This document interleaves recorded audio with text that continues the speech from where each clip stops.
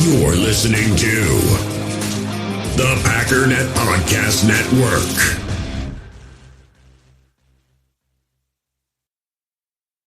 You're a podcast listener, and this is a podcast ad. Reach great listeners like yourself with podcast advertising from Lips and Ads. Choose from hundreds of top podcasts offering host endorsements, or run a reproduced ad like this one across thousands of shows to reach your target audience with Lips and Ads. Go to lipsandads.com now. That's LIBSYN ads.com. You're a podcast listener, and this is a podcast ad. Reach great listeners like yourself with podcast advertising from Lips and Ads. Choose from hundreds of top podcasts offering host endorsements, or run a reproduced ad like this one across thousands of shows to reach your target audience with Lips and Ads. Go to lipsandads.com now. That's LIBSYN ads.com. We ask a YN or a tight end to open up somewhere between 6 feet and 9 feet, get an isolation with the linebacker. Tell the tackle to take the defensive end if he's over him. If he's not, to drive down on the first man to his inside. If the YN has the linebacker taken out, he cuts inside. If the YN has the linebacker in, he comes all the way around. If you look at this play, what we're trying to get is a seal here and a seal here. Try to run this play in the alley.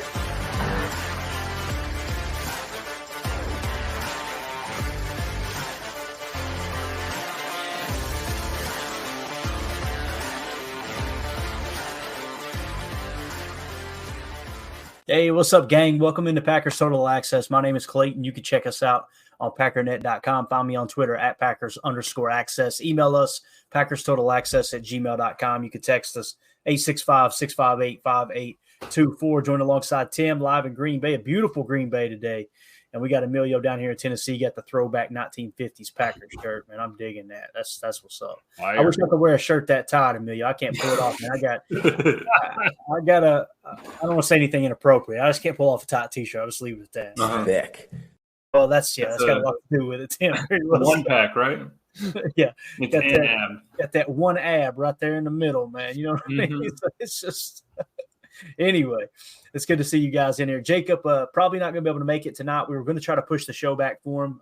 He got asked to stay a little bit late at work. So Mr. Company, man, over there being all kinds of these priorities, you know. So, but maybe he'll jump in at the end. I don't know. Nonetheless, we'll probably have him back here in the next. He might even call in. You never know. He might. I would not. Sneak into the office, you know, ducking the office, make a call. I've been leaning cooler all day. I think it's going to be from the walk-in. Jacob's in the walk-in, freezing, talking ball. You got to take on what Matt said. I got to tell you this. I love it. Absolutely love it. I'll tell you what else I love. So obviously we got a lot to talk about, guys. We had a pretty big day today. Obviously OTAs, to the best of my knowledge, this is the last set of OTAs, not today specifically, but this little wave right here is the last wave of OTAs until training camp. So we're going to have roughly 4 to 5 weeks of no Packers news unless, you know, somehow, some way a contract gets done, something in that regard. So we're really going to soak up these next 2 or 3 days, and then we're going to jump back into breaking down the tape, getting through the rest of the season. We got one more poopy game, and then it's on to the good stuff there at the end, which I'm excited about covering.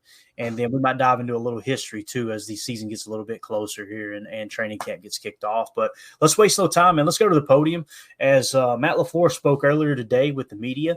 And you guys know we talked about the Keyshawn Nixon comments yesterday. And I don't want to blow anything up to something that it's not. I think Matt LaFleur handles this perfect, though. You guys may or may not know Keyshawn made a comment that basically I'm kind of paraphrasing here, but the new defense coordinator, Jeff Hafley, kind of giving Matt a hard time. And it sounds like making things difficult for him or what have you. So Coach LaFleur clapped back just a little bit. And again, this is how you handle it right here. You just swat the puppy on the rear end here in front of everybody, give him a little bit of embarrassment. But again, don't want to read too much into it, but here's what Coach had to say about it. Or he has with you. The other thing Keyshawn mentioned on that podcast was how you two go at each other and the competitiveness. I don't know what Keyshawn. I was busting his chops today. I was like, I don't know what you meant by that, but yeah. And when you guys go against each other in practice, like, is that a healthy thing? Are you kind of like him? What's funny about it is I don't know if I've called a play this entire offseason. I've called a couple defensive plays in 2-minute situations, but I haven't called any offensive plays. So there really hasn't. There's always good conversation. All right, so we'll just pause it right there for just a second. Obviously, he's saying, I don't know what the hell he's talking about. I haven't even called an offensive play. I don't know. I'm not a doctor. Right. So I just thought he handled it good, kind of tongue in cheek, but make no mistake about it. That's a message, right? That's a message sent to the locker room and more or less to Keyshawn, like, hey, dude, let's tone it back just a touch. Tupac LaFleur. That's exactly. So he goes on to talk about the play calling process, and it kind of another question's asked here. I thought this was really interesting. I apologize for the volume being down a little bit. I had time to edit the others and crank the volume up. This one, I didn't get a chance to do that. So this is just kind of cranked to the gills without throwing this into an edit machine. But here's what he said about the play calling throughout OTAs, which I thought was kind of cool because Jordan Love gets mentioned. Back and forth, certainly. And just, hey, why are you doing this? Whether he's asking me or I'm asking him. And we always have great conversation, great dialogue. And, I mean, that's just what you do. You try to help each other improve. And, he's been a lot of fun to work with and get to know on a deeper level. And, I got a lot of respect for him. It's not a surprise to me is why he's had so much success in his career, just being around him. He's a smart dude that loves football and is willing to work. Steno calling the offensive plays, or are you letting a bunch of guys? No, Steno's been handling it. And all right, so Steno's calling the plays. Now listen to this. And J Love as well. We've let Jordan call some of the stuff as well in some of those 2-minute situations. That is not an option right now. I think they asked him, are you giving up play calling? He said that's not an option right now. Although I've said it many times, I feel like we do such a good job. We work collaboratively together. All of us are in constant communication on the headset, so I feel like we kind of do it together anyway. Is that a meaningful step forward for Jordan, though? Did you not give him that as many? I know in game situations it's a little different, but is that something different here? Yeah, I just want him to experience it a little bit more, and so we put him in some of those 2-minute situations. I just want to see kind of what he was thinking. Is the calling defensive plays new from the past? Is this the first time? It was more or less Sean Clifford and I were going back and forth, and I said, all right, I'm going to call the 2-minute defense, and that's how that happened. I love it. So obviously him and Sean Clifford competing there at practice, and him calling the defense against Sean Clifford because it sounded like Sean Clifford might have been getting a little bit chirpy. So you love to see it, man. Slow 12 in the chat here on X. Appreciate you swinging through, buddy. He said, hope he don't give up play calling. Me too. And I don't think that's going to happen. I think, Tim, we kind of talked about this offline. I think he's just really he's given everybody a chance to shine a bit, and he really it's kind of a case study of, all right, what are you guys thinking in these situations? And more specifically, yeah, I'm excited that he's letting Steno kind of get that perspective as well. But Jordan Love getting that experience there, even if it is just an OTA 2-minute drill, pretty cool, man. Yeah, no, that's awesome. And I love Coach's response too. Like that, me giving up play calling is not an option. And it shouldn't be. It shouldn't be on the table. I mean, but the fact that you're willing to pass that torch around a little bit and you've got some flexibility with your QB1 as well as your coordinators. I mean, this is huge. This is going to make us better. One of the issues we had last year, both sides of the ball, really, probably a little more so on defense, was communication. So clearly the communication has changed and it's improved, and I love it. And we were talking offline before we went live. I was saying that it almost feels like, Jordan Love is getting the full keys to the car kind of a little bit quicker than even Aaron Rodgers did when he took over as a starter after, Brett left. So the fact that Jordan's calling plays, knows the offense like the back of his hand, these are all good things. I think it's great. Yep. Emilio, you got anything to add to that, brother? Yeah. I love that Matt does that. I think that, why do we need him barking orders on the sideline right now? He kind of needs to be viewing and seeing everything from afar. I'd rather him have a 30-foot view of the whole field than be standing on the sideline calling out a 24 dive or, dagger concept right sort of thing. So I love that, and Steno's going to need to have that as well. So good practice all around. And, yeah, Jordan Love, he's going to have to call the 2-minute plays on the field anyway. So, in a pinch, we're going to need to make that happen. Might as well get practice on it now when there's nothing there, because at some point there's going to be 40 seconds on the clock, and Matt's not going to be able to talk to him in between plays. So all that's great stuff. It's good to see. First time seeing the videos and stuff, so I'm just kind of taking it in. But I really looks like a good practice. Yeah, definitely. And shout out to Paul Brettel, Rob Domofsky, Matt Schneidman, all the guys that were at practice. Obviously tweeting out these videos. Just want to give a shout out to them. I appreciate them always grabbing us good footage like this. So yeah, first of all, AJ Dillon, he is looking ripped. And it seems like every year we talk about that, but look at this guy. Right? Look at that spin move. Look at his feet. He looks a little lighter, but I was just going to say, like, cut up. I think he trimmed up a little bit. Look at his shoulder, bro. Like, yep. I don't mean to sit here and gawk over another man's physique, but that dude's shoulder, like there's not an ounce of fat on AJ Dillon's body. That dude is shredded, man. He is shredded. He's taking this year serious, no doubt. Here's the guy. Now look at Josh Jacobs, the newly acquired free agent running back from the Raiders. Watch his feet. Don't look at anything but his feet. Just key in on his ankles. Look at this. Bro, that's insane. Like, he is smooth, man. Do you see how he kind of, like, I don't know how to explain it other than he almost flattens that foot and kind of skates on the top of his foot, like on the top of the shoelace, almost drags the toe with a move. See that? Yeah. It's just so smooth, man. It's like zero wasted energy, zero wasted motion.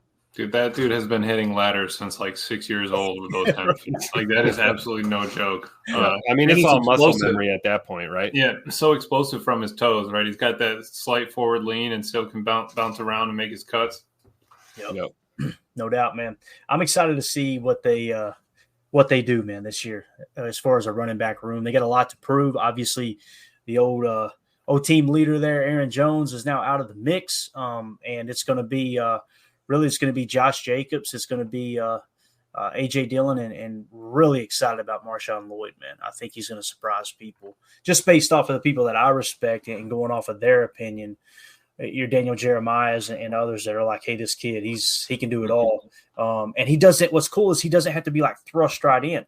Not that they won't try to get him on the field. I think they'd be stupid not to try to and see what he can actually do. But just the thought of having Josh Jacobs – used to, in 2022, he led the league in rushing. And then you got A.J. Dillon at, one hell of a Ross clearance rack price. Like, that's just wild to me, bro. Definitely. So, and Marshawn Lloyd can just kind of, all right, let's ease into this role. But I wouldn't be surprised if he just takes the bull by the horns for sure. It's going to be a lot of fun to see how that I'm calling it now. He's a star. Marshawn Lloyd is a star. I put it on Twitter a few days ago. Write it down, take a picture, pin it, book it. Whatever you want, screenshot it. Marshawn Lloyd will be a star running back in the National Football League. Book it. It sure feels like it, man. Fred McFarley says, Vince Lombardi's birthday today. Happy birthday to the GOAT, Vince Lombardi. Appreciate you bringing that up. Look at the man, the myth, the legend. Love that dude, man. I'm telling you, you guys. 13. I said 1913. Wild. Yeah. Just an amazing human being too, man. Hearing some of his players talk, mainly the minority players that played for him back in a time that was just so turbulent in our country with the racial tension, and how he treated Lionel Aldridge and Herb Adderley and Willie Wood and Dave Robinson and obviously Willie Davis, the leader of the pack there. Just someone who was not going to be pushed around by the league if anyone thought, hey, look, you need to tone back some of the freedom you're allowing these certain players to have. And if you have never heard the story about, I'm pretty sure it was Lionel Aldridge, when Lionel Aldridge went to Vince Lombardi to get his blessing to marry at the time, his girlfriend, who was a white woman, and Vince just kind of sticking up for him. But Vince doing it in a way too, like, hey, look, don't make me regret this kind of thing. Like, hey, we got a chance to, he didn't come out and say this, I'm sure, but you could just see that Vince sensed like, hey, this is an opportunity to show people how stupid this is, that this is even a stigma in our country. Vince is just got an amazing person, man, for sure. Can we get real quick for the GOAT. Yeah, the best drop on the PTA soundboard, no doubt about it, man. You can use it for everything, right? Yeah, absolutely, right? Racism? Anything. It works great, right? Shoot it international depression. Right? What the hell's going on out here? So anyway, Ron Samble in the chat said that is leadership. Let others shine. Talking about a conversation there from earlier. Coach Lynn says when they watch practice on film now, Matt can ask Jordan, "Why did you call that play? Tell me your thought process." Mm-hmm. Absolutely huge. And the other thing too, there, what it kind of triggers in my mind, Emilio, is the playmakers or the play callers podcast, right? Was that what you were going to say? Yeah, you hit it. Go ahead and hit it. Man. No, I was just so RG3. You know, if Jordan Love is to put in that play in the offense, he is going to do 150% of anything he can do to make that play work, so that he can prove to Matt and the team that he's on it, right? So giving him that opportunity, giving them that option, he could make 12 mistakes in a row on that play until he hammers that thing solid. Dude, that thing is going to work no matter what. That could be a go-to play week 15, on a 4th and 1 call. Yep. Jordan, you remember that play in OTAs? Yep.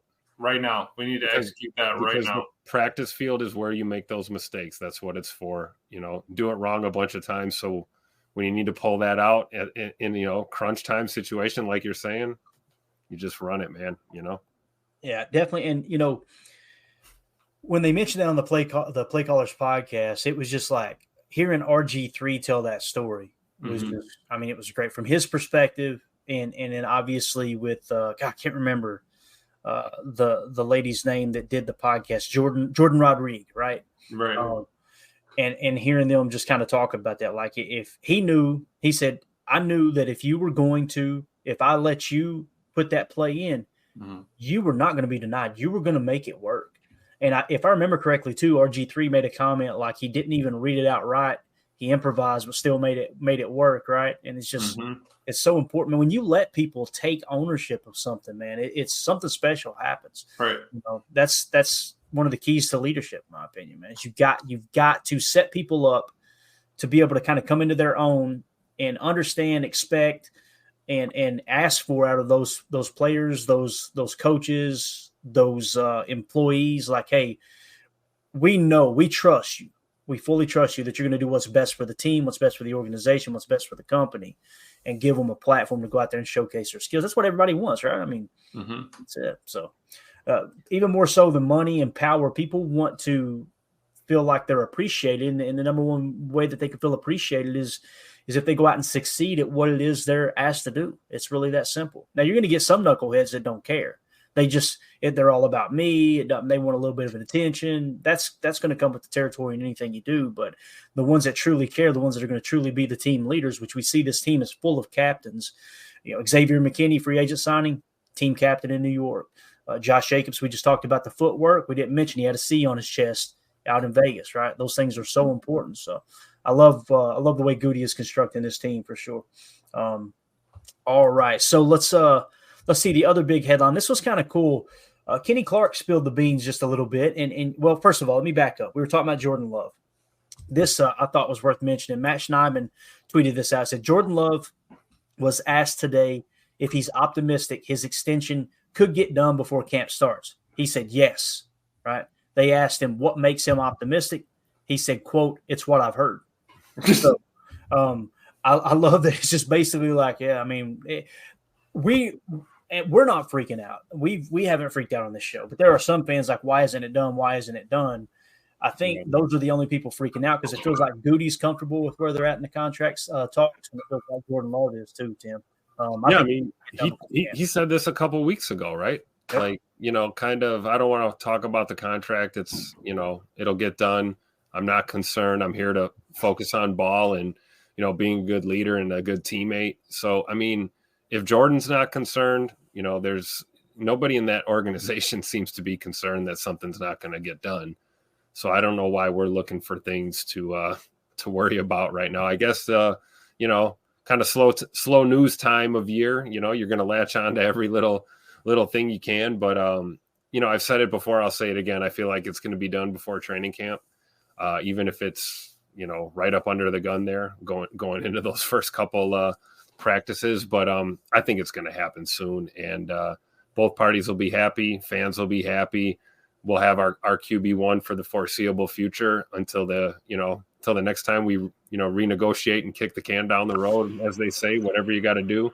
But it's going to get done, and the fact that Jordan's not concerned says everything. There's no way he's going to hold out or refuse to take snaps in preseason and, all of this crap. I just don't believe it. I think it's going to get done. And clearly he's involved. Like he said, he's aware of the process. I think that was another question that was asked. How involved are you during this decision-making, negotiations process? And, I think Jordan just said something, alluded to the fact that he's aware, he's in the loop, he's in the know, he's, involved as much as he can be. But, at the end of the day, it's, between his agent and the Packers brass. And I'm sure it's just specifics at this point. I think they'll get something ironed out here in the next few weeks. We'll have our answer.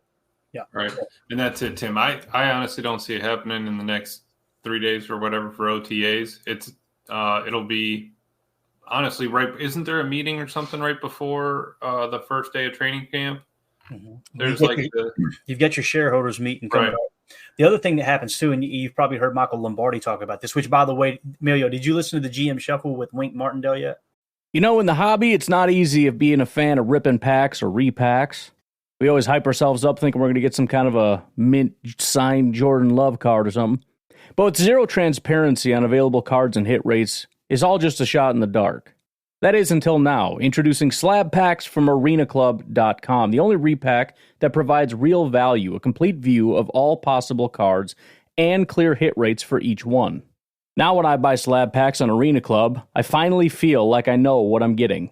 I don't know if you saw the video me and my son did. That was us on arenaclub.com looking for new cards for my kid. Still on our YouTube channel. You should check it out. They have an incredible website. Slab packs are way better than mystery packs. Immediately after your pulls, they put your cards safe in a vault.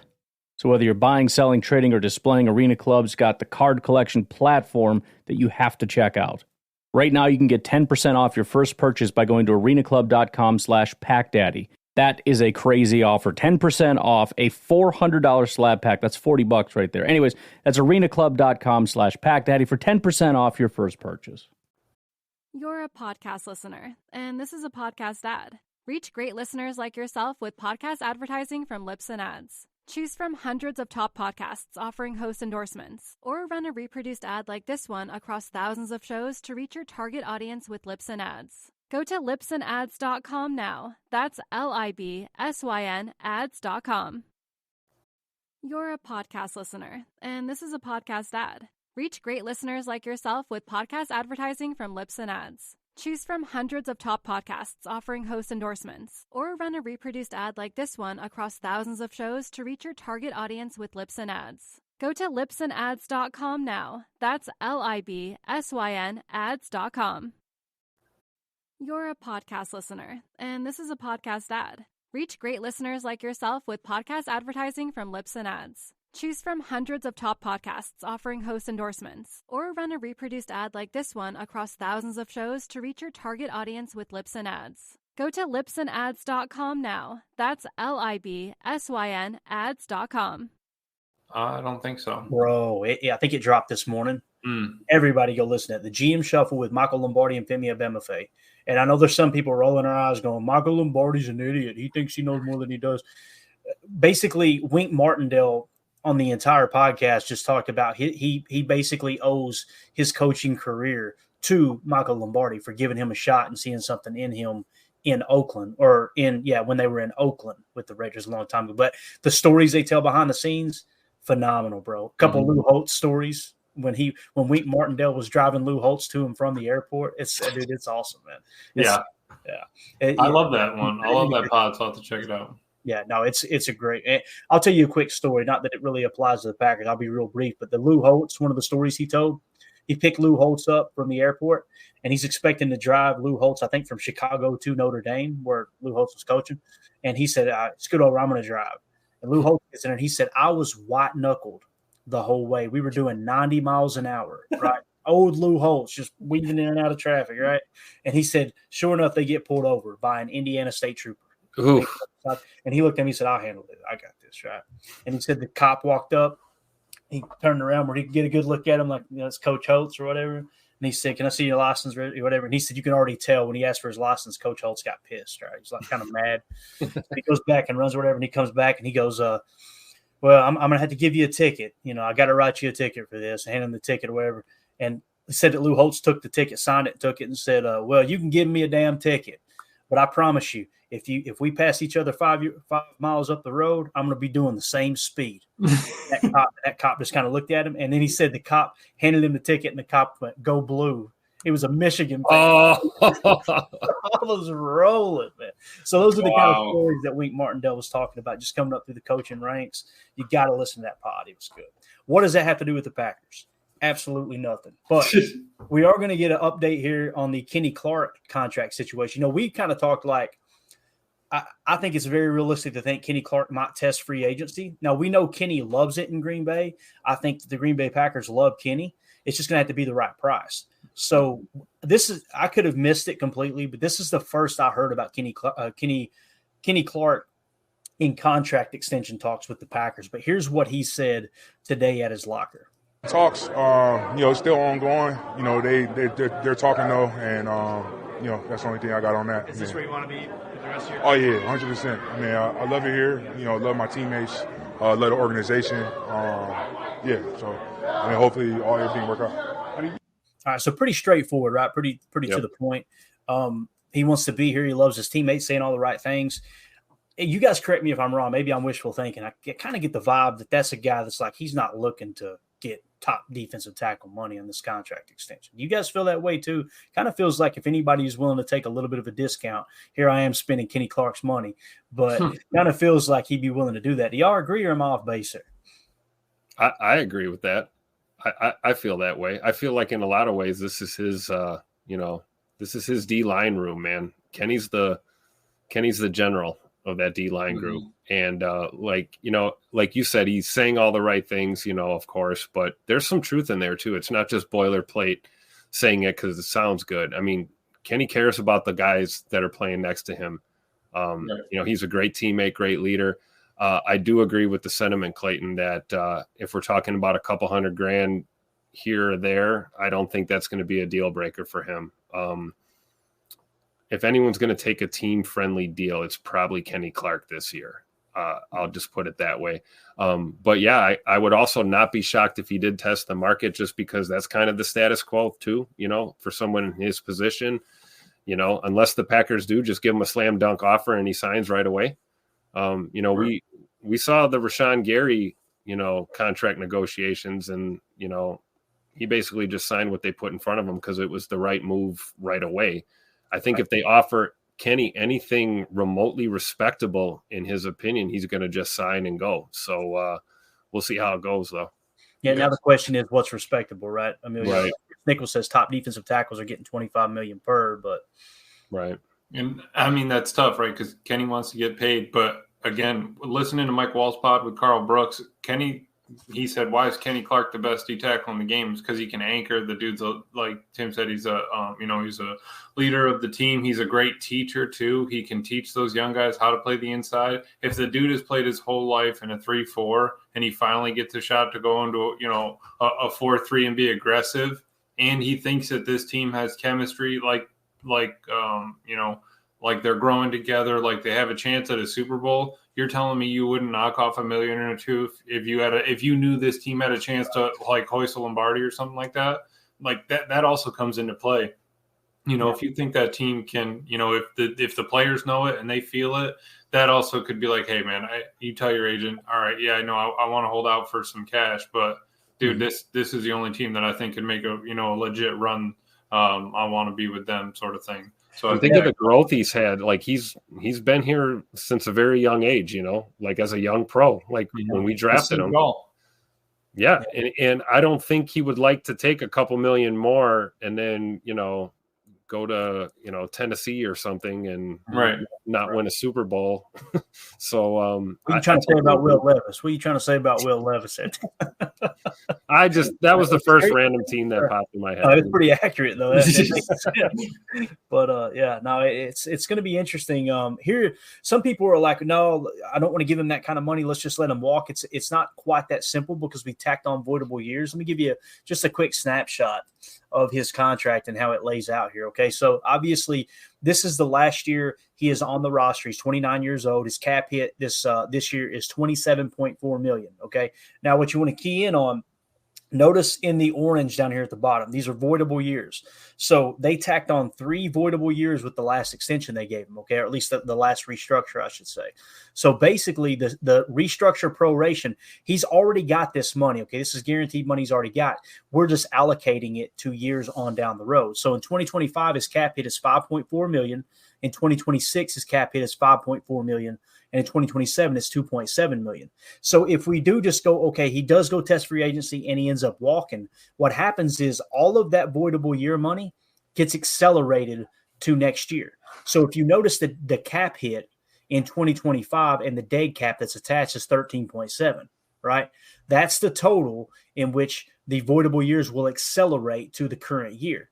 So in layman's terms, if they do sign him to an extension, all right, they can spread out the guaranteed money, the new guaranteed money of the contract throughout the skeleton of these 3 years here. Okay. So if he comes out and he says, all right, let's say we'll give him 2 years. And I'm not suggesting this is what we should do. You guys know I've been pretty vocal about this, but let's say they say 2 years, $40 million, $30 million guaranteed. Then you could take that guaranteed money, that signing bonus money, which of the $30 million guaranteed, you could spread it out over those 3 years. Okay.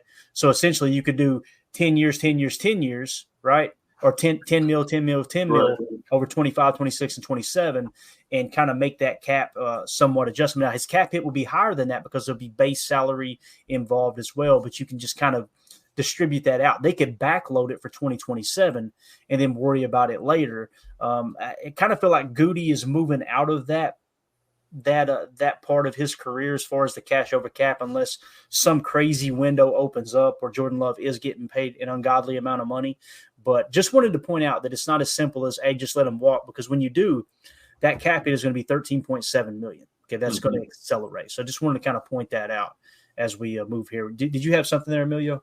No, that's exactly it. And like you said, there's already kind of a skeleton there. Why not work with it? Right. If he wants to go check out free agency, cool. But again, there's a lot of things that the Packers have.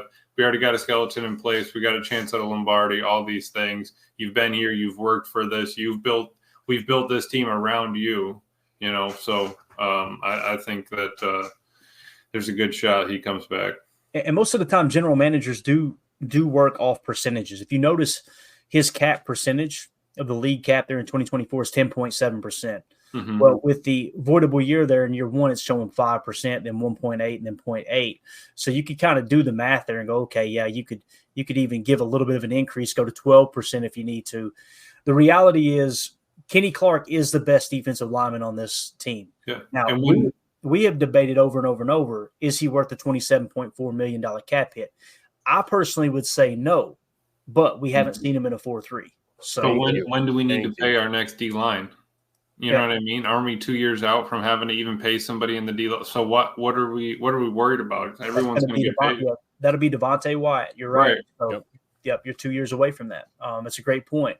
And that's exactly how, the front office works these things out. They're constantly looking ahead, right? So, and how it's all going to fall into place. They got plan A, plan B, all that. Back to the Jordan Love thing here. Slow 12 in the chat said, what's your prediction for Love's contract? Mine is 4 years, $160 million. I hope you are correct, sir. If we can get him for $40 million per, it's going to come down to how much guaranteed money. That's what's going to determine, the whole cash over cap. The more cash you give, the less cap you're going to, less cap hit you're going to have, right? You can drive that cap hit down a touch by guaranteeing more money, but you got to be 110% sure that dude is the guy. Now, we know that they don't like to guarantee a whole lot of money in Green Bay as much as some teams, Cleveland Browns. So, like, you got to be really cautious on how much guaranteed money you give. So I'm not saying – and it's not like – listen, Green Bay is making a lot of money. Don't get me wrong. They got the investment fund, all that stuff. Mark Murphy has this thing cranking as a business. There's no two ways about that. But you still you don't have endless pockets like you do with these billionaire owners. Let's be real about that too, right? So, yeah, it's going to be interesting, man, for sure. But for me to answer that question, the number I came up with was $47 million per, with a fairly balanced out guaranteed money, meaning not 80% guaranteed, not 50% guaranteed, maybe 60-70% guaranteed, and like I said, $47 million. It's probably going to break $50 million, to be honest with you, per on average. But if they go that route, I hope they feel really good about it, A, and then B, put enough years on there where you can maneuver the cap. And I'm not suggesting Patrick Mahomes' 10-year extension, but, something a little longer than 3 years, maybe 5-6 years would make it really cap friendly as you move forward. And you can, again, at any point, you can convert base salary and roster bonus to signing bonus and put a check in his hand if he's just lighting the league on fire and an MVP candidate type guy. Yeah, I think it's going to be in that 45 to 55 window. And in the long run, I don't think it's really even going to matter. We wouldn't have built this team up around him like this if we weren't willing to spend the money. What's going to be the difference in 3 years of 47 or 53? But I do like here Prince was saying the structuring cost of the Love deal will probably have to be in place before they can address Kenny. But Green Bay also it seems like they only, sign one at a time sort of thing. So who is next? Who do you think is next? Is it Love next, or is it Kenny who will get paid next? I think I have to disagree there, and not fully disagree, but I think they can get them both done at the same time. Like, I don't think it's something that they've got to have Love still in place, because it's not going to blindside them when the contract does drop, right? Rudy and them, they probably got 3 different contract types set up to go. All 3 of these will work. Here's how Kenny will work into that.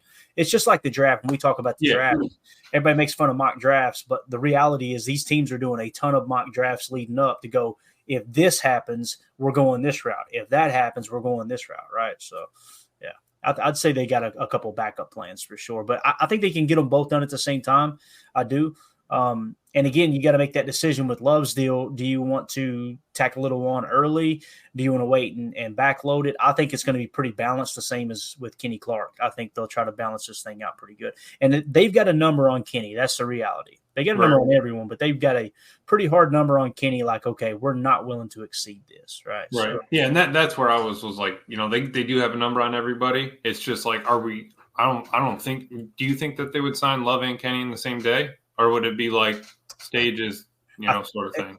I feel like that happened a couple years ago. That a couple of contracts got done, 2 or 3 contracts got done in the same day, and then kind of bang, bang, bang.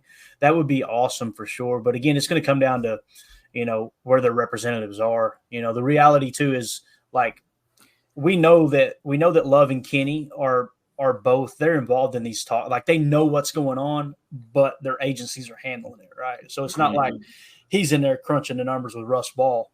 But I don't know. I think there's a chance they could both get done before camp. I kind of hope they do, to be honest with you. I'm eager to see what Kenny's number would be, because if it is top defensive tackle money, it's going to come down to the guarantee. It might be something like 2 years, $50 million, and people on the surface look at that and go, that's $25 million per. But if there's only $30 million guaranteed, then you're probably looking at $25 million up front, and then you'll have a $5 million cap penalty if you cut them loose after 1 year type thing. You know what I'm saying? And you have to count the money that's already set out for them right now in those void years. That has to also be added in there. Bingo. See, that's why I feel like Jordan's contract is the priority. That's the one you want to get done sooner than later. I mean, even if Kenny plays this year and we don't have a deal in place. No, you're right, Tim. Yeah. You know what I mean? And it's something where, hey, well, let's look at him in the 43. We know what our number is on him now. Let's see what he looks like, at the bye week in this new scheme. And I mean, there's time for the Kenny Clark deal to get done. With Jordan, I think there's a little bit more urgency to get this done before we get down to business this year and play meaningful football. So that's the only contradiction I see there. But I could see like what you're saying, Clayton. I could see a Jordan Love deal getting done, and then 24 to 48 hours later, we hear about Kenny Clark signing a new deal too. But I think Jordan's contract's going to come first. I really do. Yeah, for sure. United Bates in the chat said, Quay's clip talking to, quote, Mr. Larry said it perfectly. Team has chemistry, and they all know it. It's funny you mentioned that, Bates. We've actually got that clip. Let's hit it right now. Good spot right now. Mr. Larry, I wouldn't be lying. I'd be lying to you if I said we wasn't. Because honestly, like, I don't bet on the championship team, and I understand that it's college and this is NFL. But the chemistry is there already. And anytime you have a team where the chemistry is there, that's a good sign. You know what I'm saying? At the end of the day, we still got to play football, but the chemistry is there, and that's all you can ask for right now, to be honest with you. I love Quay Walker. Mr. Larry, he's just like, he's that dude. He is that dude that if you don't like him, there's something wrong with you. Right. Cordell George's finest right there. Amen. Absolutely. And so he's talking about chemistry, right? And they've already got chemistry. And then, of course, you bring in a Javon Bullard and a Edgerrin Cooper. And you've seen there was no one more excited about Edgerrin Cooper getting drafted than Quay Walker. On draft night, I think, when they took him, he tweeted out, "I got my partner in crime." Ain't that what he said? Mm-hmm. And I'm telling you, if there's anyone who's cut from the same cloth as a Quay Walker as an athletic specimen, it's Edgerrin Cooper. Here was Coach LaFleur talking about Javon Bullard and Edgerrin Cooper and kind of the progress they've made in OTAs. Again, I know these guys aren't winning jobs and it's open competitions, but you draft Cooper and you draft Bullard as high as you did for a reason. How much do they benefit from this offseason so far, and where are they each in their kind of development? Yeah, I think we've seen improvement from them each and every day. And it's not only improvement on the field, it's just doing all the little things the right way, just making sure you're training the right way, you're eating the right way, you're getting the proper rest. All that is so important. I think that's just, that's part of that learning curve. It's not only what you do on the field, it's what you do off the field as well. I don't know. I'm not a doctor. Or a dietitian, right? I'm telling you, man, Bullard, I think, is going to be something. I think they both have the opportunity to be something special. Like when you talk about Edgerrin Cooper, let's start with him. Edgerrin Cooper, one of the key statistics that really stood out, and any time that a key stat jumps off the page and it lines up with what we've seen on tape, you guys know we did a chalk talk on all the rookies. When we got to Edgerrin Cooper, what we always say, start, stop, shoot, right? He was so good at playing the run, and he would do it in a way almost he would look at playing linebacker against a run, like from a running back's perspective, find the hole and hit it, no hesitation, right? And it was a start, what I mean by start, a step and a half, get into the gap you need to be in, start, stop, get balance. All right, there's my shot, shoot it, bang, right? And when you look at his, I think it's average tackle depth. Let me drop this down real quick. Yeah, so average tackle depth, he was 26th in the country, actually tied for 25th at 2 yards. So the tackles he made, the average depth in which he made a tackle was 2 yards. Tim, Emilio, I know it's college, but we've been breaking down this tape on some of these horrible defensive performances last year. And what did we say over and over and over? Why is Devondre Campbell standing there? Mm-hmm. Why is he just allowing the play to come to him? I think they've seen that in Edgerrin Cooper's game, and that's really what grabbed their attention, man. I do. Yeah, I think it was Bucky on DJ and Buck Move the Sticks, but he was saying, I believe it was him, but your defense is only going to be as fast as your linebackers are. So the fact that, we have Quay, but, Dre Speed maybe kind of, dialed that down a little bit. We got Edgerrin Cooper and Quay. Now we're talking, you take Tyron Hopper, throw him in the mix. Have you ever experienced turbulence on a flight and wondered why? And you can see all the terrain around you. You've got no issue with visibility or anything? No, everything's PG. Maybe you've sat on the tarmac for hours wondering why your plane isn't moving. Well, we're outside here. They're saying the ramp is closed. They won't let us park because of Air Force One. Listen in on the conversations between pilots and air traffic controllers on the Air Traffic Out of Control podcast. 510 Whiskey declaring an emergency. There's smoke in the cabin. I need to make a landing right now on 31 left. We have the most interesting, wild, and funny ATC recordings you will ever hear. Check out Air Traffic Out of Control wherever you listen to your favorite podcasts. That's a lot of speed. If we have speed at the linebacker position, this defense can be fast and free. Yeah, and another thing that sticks out here, he wasn't ranked like way towards the top, but if you look at this range in which he's sitting here at average tackle depth, where he comes in at 2.0 yards, look at his BT plus MT, which is broken tackle plus missed tackle percentage, compared to everyone else on this page. Like he's at 9.9%. Some of these guys, look at John Trey Hunter, 20%, 16%, 15%, 14%. So not only is he have a pretty low average tackle depth stat, but also that broken tackle to missed tackle percentage is significantly lower than the other guys that are around him, right? It could have been better, but like if you look at Peyton Wilson, he slightly edged out Peyton Wilson at average tackle depth, but Peyton Wilson had a significantly lower broken tackle plus missed tackle percentage. So just something to kind of, to me, that's the strength in his game in Edgerrin Cooper. You know, we talk about Quay. Personally, I think Quay is better in pass coverage. That I say better. That's his strength. At least that's what the statistics would suggest. And then, you know, when you look at kind of how Edgerrin Cooper plays, I think he's going to be kind of that, kind of feels like Edgerrin Cooper might be the mock, that gap destroyer. Start, stop, shoot, man. Right. Yep. And again, when we talk about gap destroyer, the reason we're mentioning these things, when you talk about this style of defense that Robert Saleh runs, which that's our best guess, is Jeff Hafley's going to try to run the Robert Saleh 4-3 defense. When you look at the mock description, more specifically, the positional breakdowns follow these guidelines: mock, middle linebacker / captain of the unit, and gap destroyer against the run, key, read defender, both pre-snap and at the heart of zone coverages. Now, the zone coverage part, kind of hurts a little bit because that's not his strength, but that gap destroyer, it really feels like that. Now, when you look at Will, the most athletic player in this group is generally the weak side linebacker, known for his elite open field tackling on cutbacks and his zone coverage ability in the flats.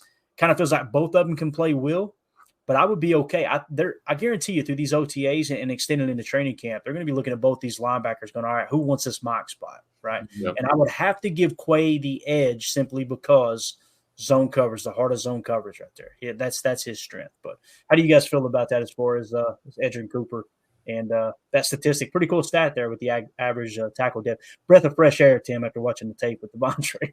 Yeah, you know, I mean, I like it. He's a rookie, so he's gonna have some bumps and bruises and a learning curve here coming into the National Football League. But I'll take a guy that leans towards aggression versus leaning towards tentativeness and, you know, let me play not to screw up, as opposed to just pinning my ears back and playing downhill. So I will happily take, you know, Edgerrin Cooper flying in and maybe missing a tackle because he was overly aggressive, as opposed to standing there and getting juked out of his shorts. You know, I'll take that all day. And good coaching and experience will correct some of those little nuances in the game. And I'm excited about this linebacker group. I really am. And I've said this since Quay got here, that, you know, he kind of got thrust into that Mike role pretty early, wearing the green dot. There were injuries, things like that. But I always felt that Quay's strength really is more as a Will or a Sam. And I think he can play either one of those spots pretty effectively. And now with the depth that we have in the linebacker room, where you're right, who's going to jump up and take this Mike position? And then once we know who the bona fide Mike is, we'll see who's going to rotate around in these other spots, because you know, with Zay McDuffie and you know, Mr. Wilson, we've got depth. Hey, Mr. Wilson. Yeah. So I'm fired up, whether it's you know, in coverage or, you know, shooting a gap, run defense, blitzing. I think we've got the personnel there. That was a big concern of mine going into the draft. We talked about linebacker, and I think Goody did a hell of a job this year, bringing in some new blood into the linebacker room. And you love to see it. Like you said earlier, Clayton, Quay was fired up, man. He's happy to have some more ammunition there in the old war room. So go Pack, go, man. Especially our linebackers. I'm fired up. Yeah, definitely. Emilio, you got anything, Emilio? Just also playing linebacker. I mean, they got to be smart, right? They got to have a good head on their shoulders. I think all three of those guys or McDuffie too. You know, at least they all have a great, you know, mindset. They all know what the plan is. You know, you have to be able to process a run pass instantly, right? You take your read step, and we got to make a decision. Are we backpedaling? Are we hitting the gap? So I like that they all are decisive. So I think that's, key moving forward. Like Tim was saying, I think that that's really gone, kind of by the wayside a little bit, but we steered it back to it with these guys. So I'm excited to see how they move around on the field. Yeah, everybody. Yeah, our guys better wake up with their piss hot, like I said before. So. Everybody in the chat, too, I love his Professor Cake says, I like how he called him Mr. Larry. That's a good old Southern boy right there. Coach Lynn said, Quay said, Mr. Larry, love that. Big year for Quay is coming. He just and again, you've seen the pictures in the offseason, him just hanging out, eating some nachos and a hot dog at Atlanta Braves game, just sitting out there with the fans. He's that dude. The other tweet, remember the tweet? He tweeted out and said, hey, anybody in Green Bay got a boat? I want to go fishing. Yep. Like I got to get out on the water, man. Who's got a boat? That's just hilarious to me. But when we were talking about, you were talking about Sam, right? And when we play a base 4-3, right, this is essentially just a very vanilla base 4-3. What we mean by Sam is you got the strong side linebacker, which will be on the Y side. Now, what I've got is a 12 personnel set up here, okay, with the U off. So you got the Sam is the strong side, the Mike is the middle, the Will is the weak side. When we talk big nickel, it may be more of an approach that they're going to take this year that, hey, even though someone isn't a 12 personnel, let's go big nickel. And what will happen there is this Sam will now become a safety. We'll plug a safety into that Sam spot and have him play what we call spurs. So you'll be in big nickel, right? Now, there'll be other occasions where they're in 11 personnel and this U is flexed out, but it's actually a wide receiver, a slot receiver. If that's the case, that same big nickel, if you face a team that the previous saturation of game tape, the 4-game saturation, the 2 head-to-head that you probably watched scouting this team, if they like to run at the nickel out of 11 personnel, that's going to be your big nickel as well. So there may be something where you've got a big nickel playing this Sam. So take the Sam off that and add big nickel in. You've got 3 safeties on the field now, and you'll have someone that'll kind of help cover that Y. And again, the Will and the Mike, that's going to overshadow the Sam. The Sam is somewhat outdated. It still applies in the game. And in some cases, if you're playing a run-heavy team, what they'll do, if that U is attached or slightly off but attached to the line, what they'll do is they'll kick these guys inside and bring that Sam up on the line of scrimmage. If you do that, it'll probably be a base 4-3 with the Sam being on the line. In that case, you kind of like Quay up there on the line of scrimmage, from time to time. We'll see how that plays out as well. But I think big nickel might reduce the amount of times that we're actually in a base 4-3. And again, the numbers suggest that from the New York Jets last year running 81% nickel. The San Francisco 49ers, I think they ran 80% nickel. The Houston Texans ran, I think it was 78 or 76% nickel. So you're seeing these teams, like compared to us last year, I believe the Packers ran like 68% nickel. So it just shows you how much more nickel teams are playing, at least those that we think will be Jeff Hafley's style of defense. So it's going to be that'll be interesting as well, and we'll get a good look at that. You won't get a look at it. I don't think the media will pick up on it in camp. I really don't, because they're not going to show too much of their hand there. But you probably won't see it in preseason because everything's vanilla. But the first quarter of the season, the first 4-week saturation of the season, that's what the hell I'm going to be looking for. I'm going to be going, how much nickel are we playing? How much big nickel are we playing? How much actual base are we playing? Who's in the Will? Who's in the Mike? Which the Mike is more like the Sam in a nickel set, if that makes sense, because they are going to be playing over the tight end, that type of thing. So we'll see. I'm doing my best not to read too much into what we see at camp and in the preseason, right? Man. Like you always say, Clayton, like, what are you putting on film?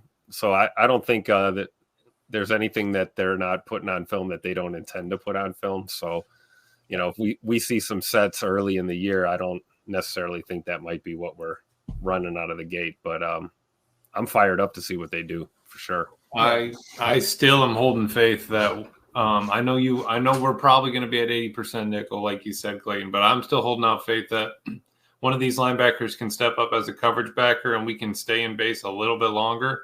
Yeah, I would really love to see that. I don't know if it's actually going to happen, but I think that would be solid if we could, 30%, 35% in base with a coverage linebacker that can run with 85% of the tight ends. I'd be fine with that.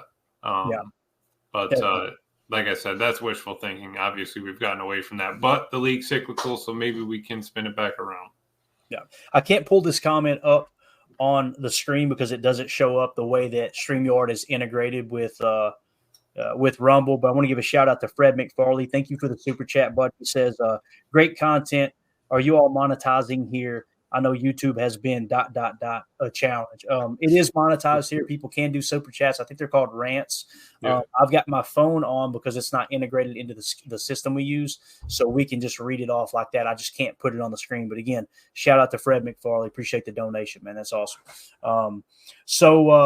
Yeah, the other thing I wanted to hit on, when we were talking about team chemistry and all that, looky here, coming at the last second. Oh, nice. I love it. My man coming in here late trying to get me divorced. Look at this guy right here, man. Is it the water cooler? Oh, the no. beard is here. Yeah. Oh, okay. So, anyway, how you doing, Jacob? What's that? So, what are you guys talking about? Oh, no, Jacob. We got a delay, bro. We got a delay. Moment of silence for Jacob. He got home so fast he smoked the. I was going to say, watch his face turn red. Jacob gets so pissed when his smoked the telephone pole as he got home. He gets so mad.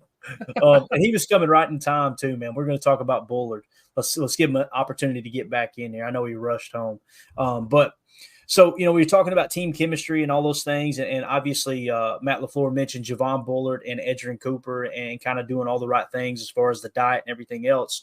Wanted to pull this up. So Javon Bullard, again, these are college numbers.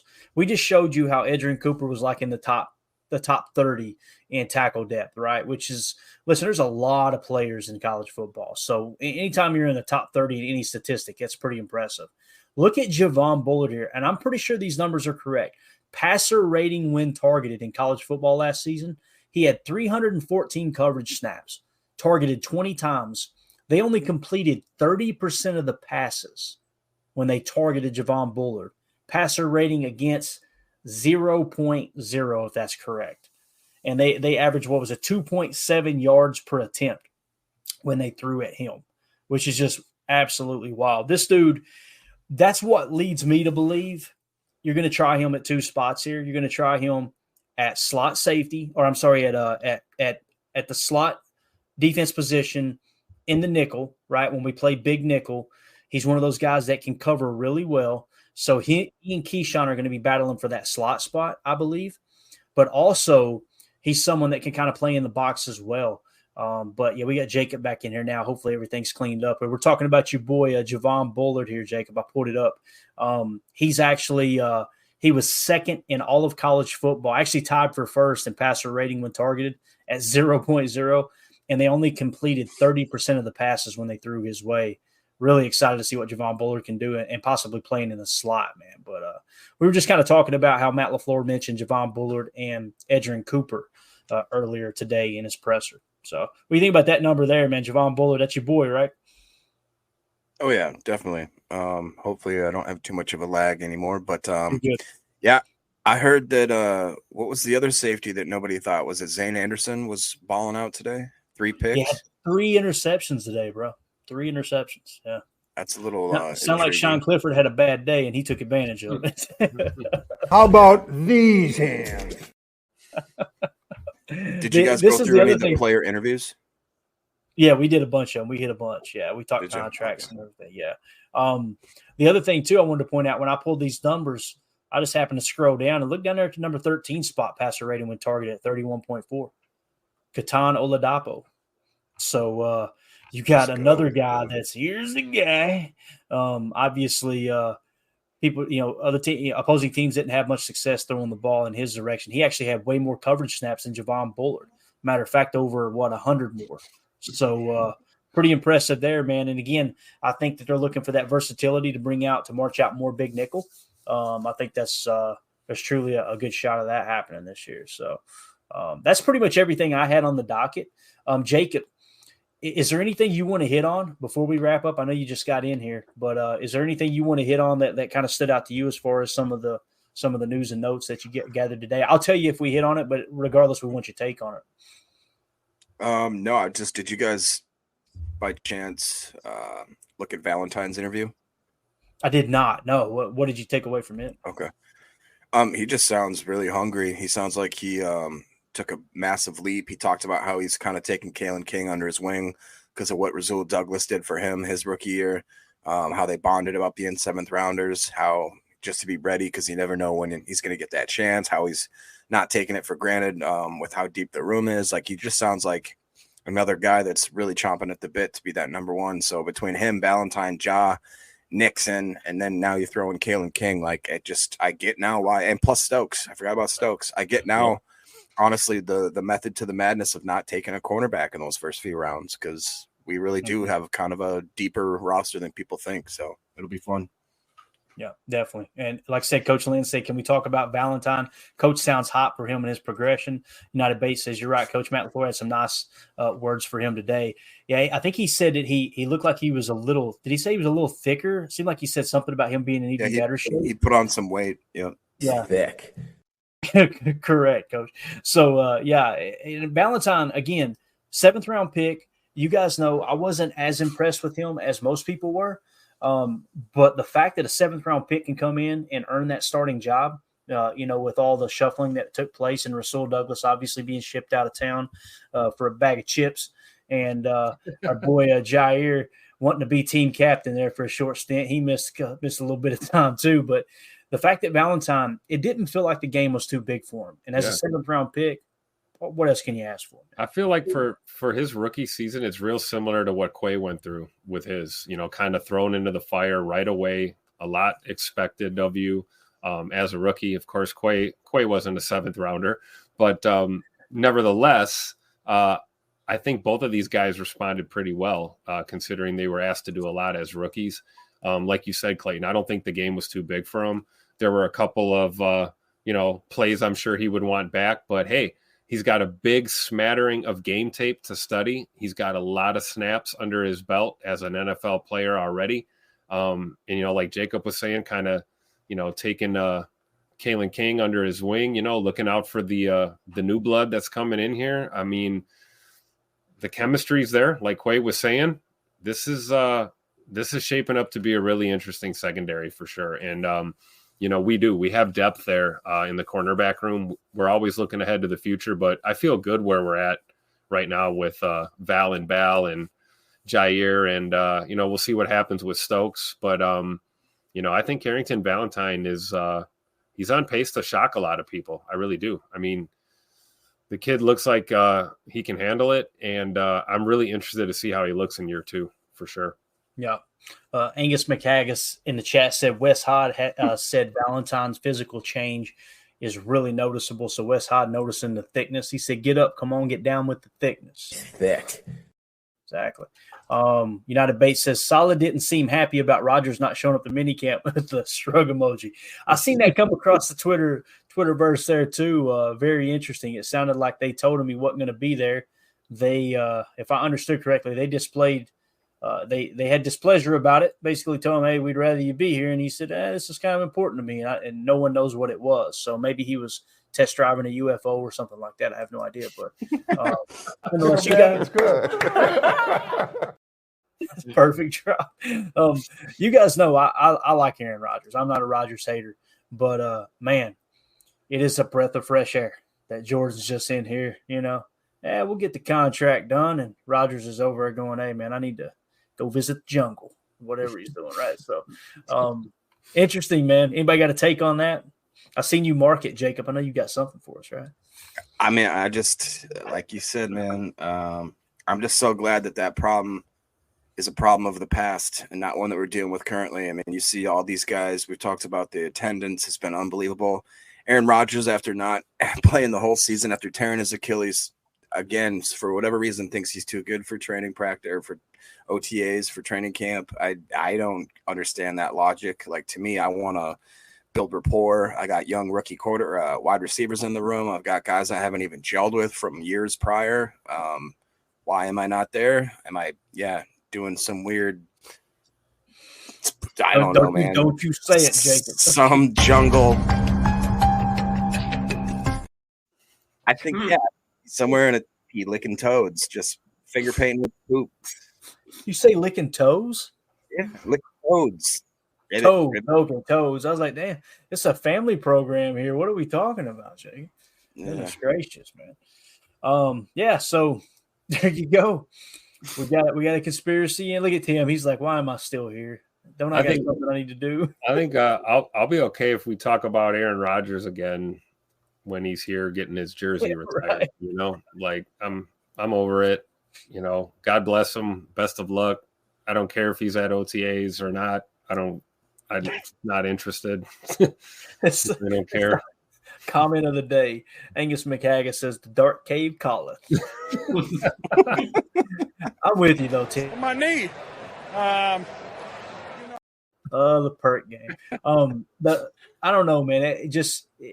To me, it's embarrassing because like we've done this so many times as a fan base, and I don't want to argue with anybody, but it's just like anytime somebody leaves, we dog them, and then they come back in the building. They're in the Packer Hall of Fame. We're like, yeah, we've always loved them. It's just I don't know.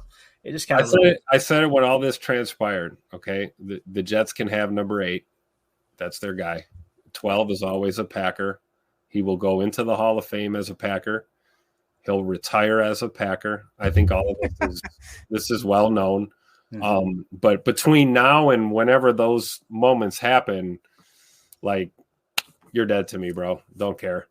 Right now, I'm with you. I'm a Packer fan. I'm worried about my QB1 and what's going on with our OTAs. Right. You vicariously kind of keep an eye on what's going on with Aaron because, of course, you always have a place in your heart for your Packer alums.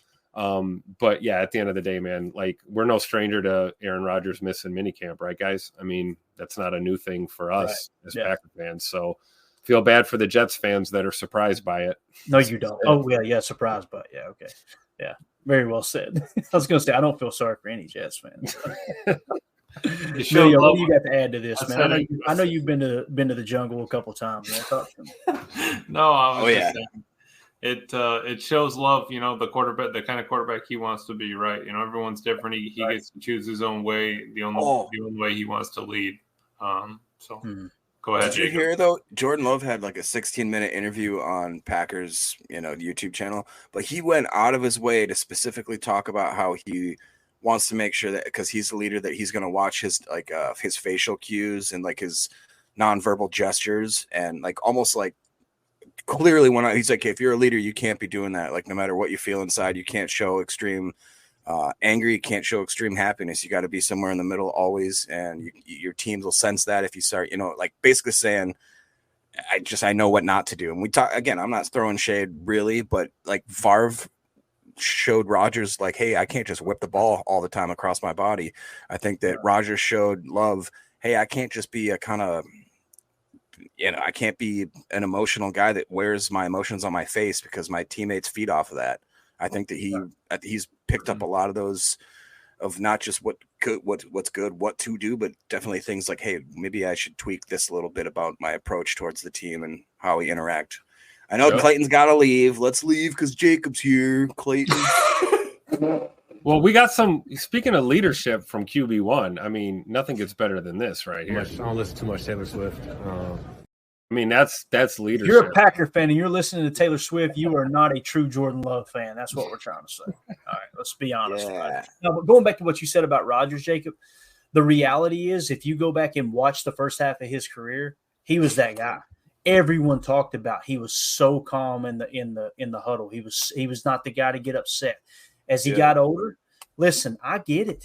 I'm that guy now. I'm the guy yelling at the cloud, Emilio. I'm the old man. Who do you think you are? I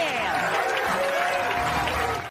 Tim is on. Y'all probably think I'm hitting those. I'm clear on this one. This is Tim tonight. He's on fire. I get it. He gets later in his career and he looks at it came out today. Someone tweeted about how Cobb didn't get offered a contract the first time he left Green Bay. And Cobb was quoted as saying, I would have played for the minimum. They didn't even offer me that. There's not a Packer fan that's going to convince me that's a good move. Like that was Cobb in his prime. Am I saying Cobb is worth what Houston paid him? Absolutely not. But the fact that you wouldn't even offer him a minimum contract, that's what kind of started turning Rodgers, watching every player leave. And it wasn't like, well, they're not willing to pay him top money. So, therefore they disrespected him. No, they weren't even offering him contracts. So again, like he always said, he didn't like the way veterans were treated, right? Or veteran contracts were handled. But it's like, look where we are now. Clearly the writing had been on the wall. right? We're going with the youth movement. We need new blood in here. We have to think towards the future. So you got to make those tough decisions, right? We just did it with Aaron Jones. You know, that one hurt. That one stung a little bit, but ultimately I think it's going to prove to be what was best for our football team. And right, you got to make those decisions, right? Yeah. And you know, just like cheese curds, man, that ayahuasca, you know what it'll do to you. Cheese curds make my stomach hurt all the time, but I do eat them though. Out there in the jungle. You too. Mario, we need you to go to South America, and this needs to be filmed and documented like Jordan Poyer did. All right, and we need you to go through the ayahuasca ceremony. I don't know. I'm not a doctor. Take one for the team here for PTA. All right. How long would I have to be gone for? So I don't know. Not long enough. Okay, that's all. Figure it out, man. Figure it out. He said. Yeah, but go down there and poop on yourself for 3 days. Come back and tell us how it was. You know? Wash your hands, wash your butt, man. That's it. That's all.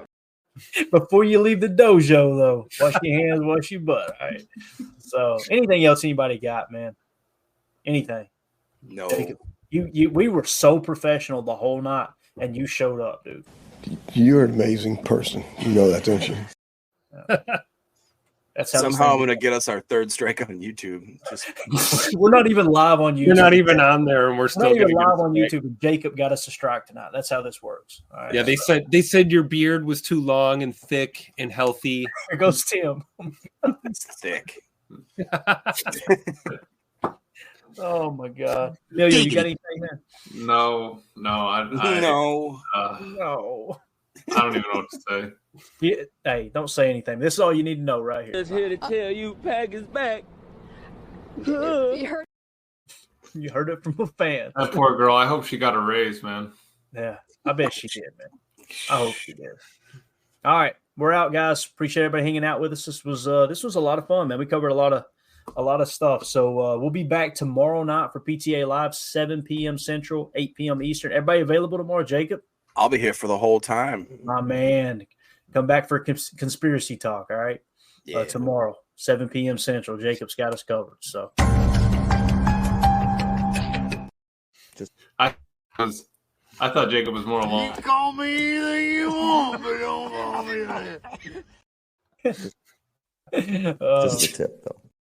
All right, we're out. Whoa. Appreciate everybody hanging out. We'll see you tomorrow. Yeah. For those of you listening on the pod, thank you for making us a part of your day. As always, let's go out and be the change we want to see in the world. Don't go to the jungle, all right?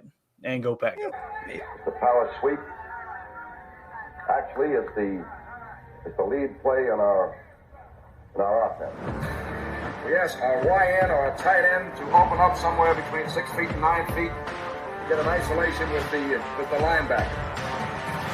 Tell the tackle to take the defensive end if he's over him. If he's not, to drive down on the first man to his inside. If the YN has the linebacker taken out, he cuts inside. If the YN has the linebacker in, he comes all the way around. If you look at this play, what we're trying to get is a seal here and a seal here, and try to run this play in the alley.